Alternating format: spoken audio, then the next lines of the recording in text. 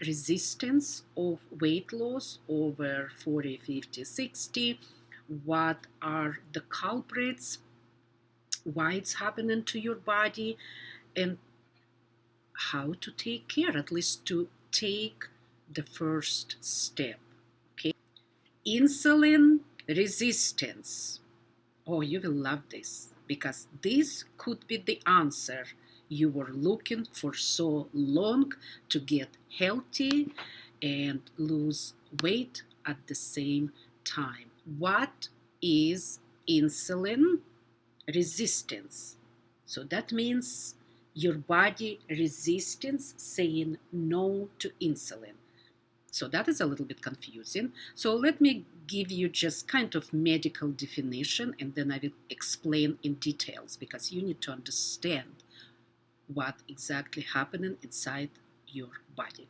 So insulin resistance is when your cells, specifically in your muscles, skeletal muscle, your fat cells, and your liver, they don't respond well to insulin produced by the body from your pancreas. And for that reason, it cannot use the glucose, aka sugar, from the food to take into those cells and use for energy. And to make up for it, your pancreas makes even more insulin. And over time, so what's happening in the body? A lot of insulin and a lot of sugar in your blood.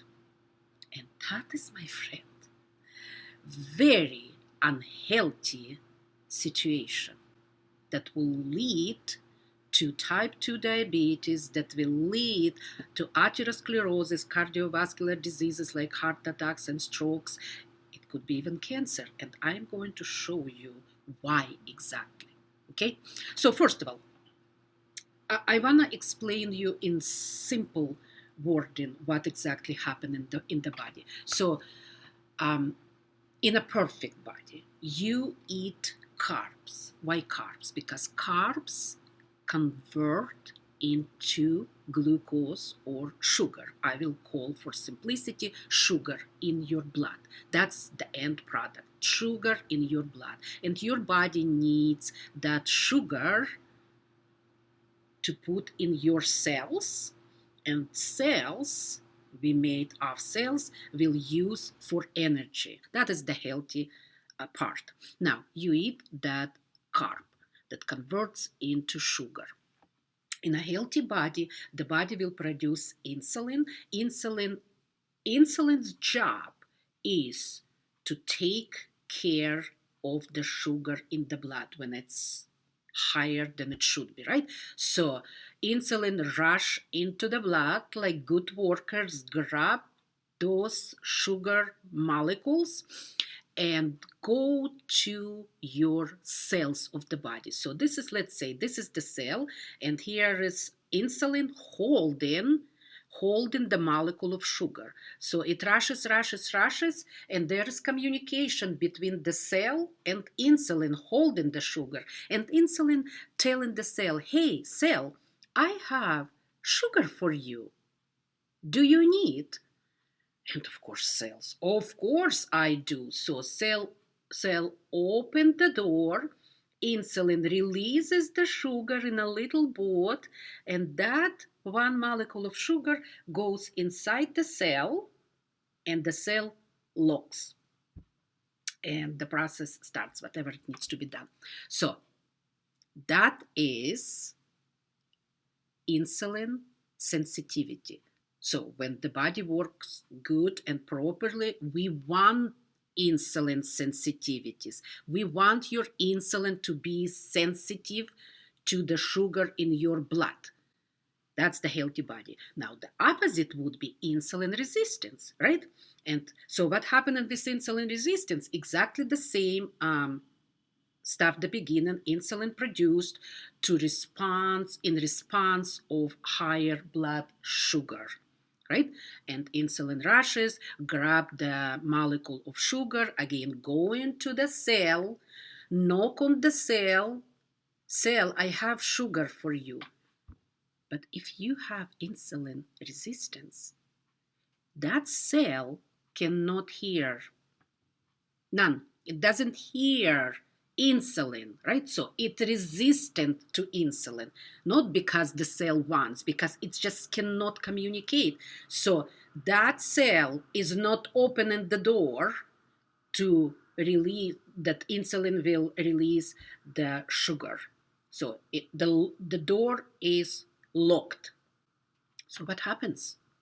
Well, the body start panicking because the body's main job is to keep you alive.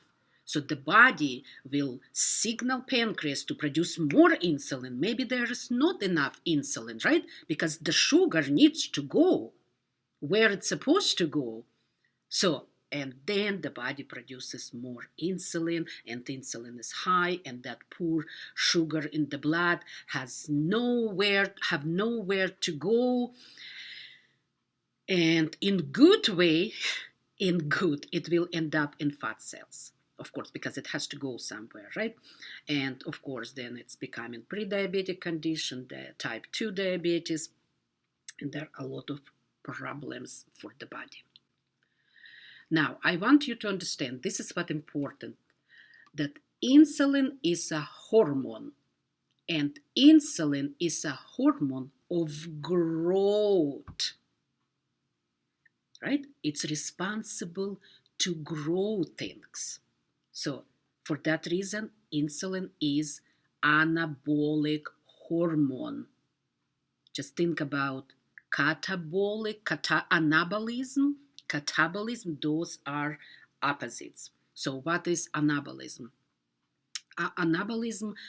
Anabolic means building up. So think about when you're working your muscles, right, with weights or body weight, whatever. So you're building muscle. It's anabolic process. So the opposite would be catabolism. So catabolism means breaking down. So when we sit on our couch, watching Netflix, enjoying our life, right? And not doing anything for our body in physical activity sense. So your muscles that you were working so hard before going to disappear or break down. Catabolism, eating its own, sometimes muscle eats its own self. There are cases. This is not the topic today, okay? So did you get the idea? So what that means? Why it is an important information that insulin is anabolic hormone. So because high insulin, because it's anabolic, it will contribute to grow things on our skin. I will cover that in a sec. Outside of the body on the skin and inside the body. So inside the body, what that could be? Insulin will contribute to growing things inside because it's anabolic hormone, like cysts, like tumors, cancerous or not cancerous, and other stuff that your body doesn't want those things, right? And then, of course, it will grow different stuff on the top of our skin. So inside and outside. With high insulin, not only fat cells grow, right? Because it makes things building up to grow, right? But also muscle will grow if you exercise. So let's say high insulin, you have insulin resistance and you're trying to exercise because you want to lose the freaking weight. You're tired that it's just not happening and you're exercising. So with high insulin, if you don't control that and take care first, so your muscle will start growing, which we want that, right? But the problem is your fat cells will start growing too. And that's terrible case scenario. Let's say, okay, you don't exercise, then your body will grow more fat cells. So the answer is yes, while you're working on your insulin resistance, my recommendation, exercise, because I will tell you why. Okay, so yes, the number on the scale will go up, unfortunately, but that would be just for the beginning. Yeah, so you have to start somewhere. Okay, make sense, guys? How do you know if you are insulin resistant? What are the symptoms? So, of course, the first symptom I will tell you, difficulties losing weight. And okay, let's say you lost weight 5-10 pounds by cutting caloric intake, daily caloric intake, just doing whatever, right? Doing stuff that just the body had to release the weight. And then you have a little party, or you go for a little vacation for a few days and coming back, and all weight came back. Did it happen to you? So share with us information, your comments always help other people. Now, here's interesting. So if you have darker skin color under your arms, okay, darker than the rest of the body, on your neck, and any part of the body that skin can fold. Another one, papillomas and warts. You know what I'm talking about? Again, this in the same parts of the body. So on neck, yeah, underarms, you know, those little papillomas, annoying things. And a lot of women go to estheticians, or no, I think dermatologists to remove those.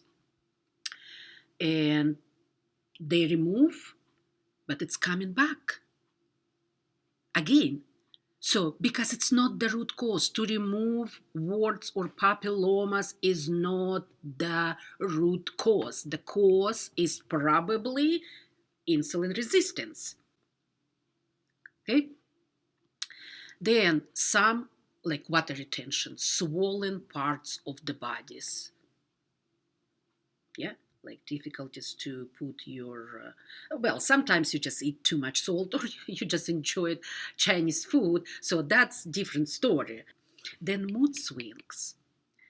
Then of course your waist as a woman over 35 inches, as a man over 40 inches. So that contributes to metabolic syndrome. And usually people who have metabolic syndrome means they are insulin resistant. Okay?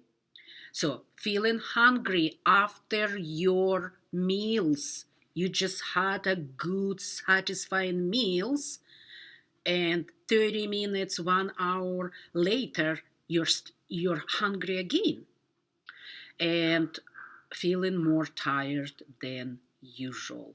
As you can see, right, the symptoms could be related to other stuff. It could be related to thyroid problem. It could be related to going through perimenopause or menopause or postmenopause. So it could be anything, but the end product is hormonal imbalances, right? And insulin resistance, insulin is a hormone and it is imbalanced, right? So, okay, what can you do? Now, you say, okay, Lilia, this is nice. Definition of insulin resistance, what exactly it does for the body, what symptoms. Okay, let's say I am insulin resistant. Well, first of all, you probably will know from the symptoms, right? So that you have problems with that. But if you want to be 100% sure, you can do a blood test. Ask your doctor to do the test, because they do only fasting blood sugar. That's not good enough. That's only fasted blood sugar, right? That's it. So what you need to check your insulin. Ways to reduce insulin resistance. So, what can you do today, right now, to start taking care of this condition and start getting healthier, losing weight, and be happy? Well, number one, exercise. Exercise, physical activity may be the single easiest way to improve insulin sensitivities because we want to be sensitive to insulin. Remember? Right? Number one, I'm telling you, if you have too much weight to lose, I totally understand. You shouldn't jump and do plyometrics. By all means, go for a walk. Start moving your body. Okay, then to lose belly fat, you can lose belly fat. Try to lose this extra through the proper diet, not ketogenic diet, not intermittent fasting. Oh, by the way, talking about intermittent fasting, I'm not against, by the way, intermittent fasting, but it's not for everybody. You need to find diet that is specifically for you and follow that diet, right? Depending on your age, depending on your medical condition, health condition, all that stuff, right? Number one, the biggest one for your diet. Remove the freaking sugar. I'm serious about this. Stop eating sugar. Instead, so the first step, you can replace sugar with stevia, monk fruit, something natural that's still sweet because you want that sweetness, right? Any chemicals have to be to go bye-bye. Then introduce some sweet stuff like berries. So then add to your diet omega-3 fatty acids through fish. If you don't like fish, then of course you have to supplement, right? And I understand some people are allergic to seafood. But also you can do from vegan versions like flax seeds. Flaxseed oil, we don't cook with flaxseed oil. We just pour on the top of cooked food already or make a salad dressing full of omega-3. And then also add flax seeds grounded to your food as well. Okay? So that's number two, your diet, your personalized diet that only belongs to you, designed for you. Number three, stop smoking.